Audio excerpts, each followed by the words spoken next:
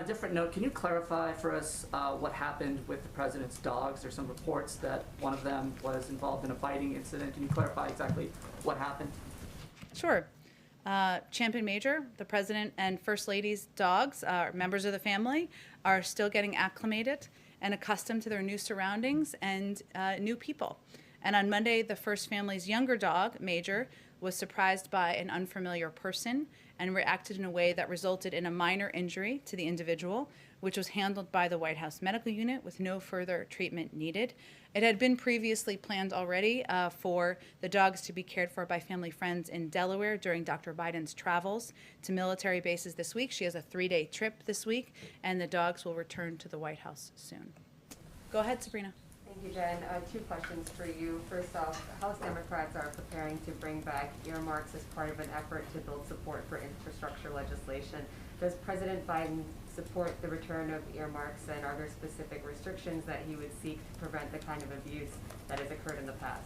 Sure. Well, we don't have an infrastructure bill yet. Don't even know that it will be an infrastructure bill. And in terms of what it will look like and what the negotiations will require, we are happy to have that conversation when it's appropriate. But right now, we're focused on the American Rescue Plan, so we're not going to get ahead of the legislative strategy for a future bill. Biden's position on earmarks more broadly? I don't think anything has changed about his position. He obviously was in Congress for 36 years, but in terms of what it will look like or what restrictions would be on a new package, I'm sure he'll hear from and will be eager to listen to members of both parties and about their views on this issue, and we'll certainly factor it in as we put together a new his next step in the Build Back Better agenda.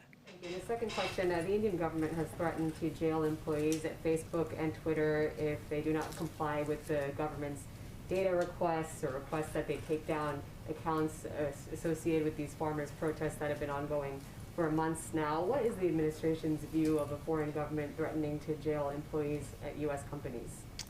Well, certainly we believe in freedom of speech, freedom of press, freedom of expression, and it is a concern that the president and others at the highest level raise at every opportunity, even with allies, with adversaries, but in terms of specific conversations about this, I expect the State Department would be closest to those engagements. Go ahead, Karen. Some questions on the CDC guidelines yesterday. It was obviously very big news for families. Yes. But the message that we heard from officials was all about families. And we didn't hear anything about school reopening tied to these guidelines. If vaccinated grandparents can be with their unvaccinated children without masks, how do you apply that same standard to schools?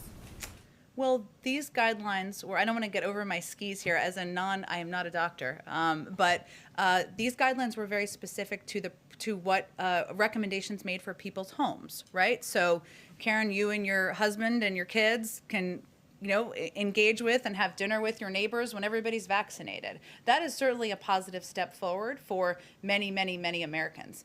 These were not guidelines for a workplace, whether it is the White House or a business or a school. There were guidelines provided, of course, for schools. And I think the CDC sees it as imperative that they take different circumstances with different, looking at the very specific engagements, the number of people, the risks as they factor in what guidelines they're going to put forward.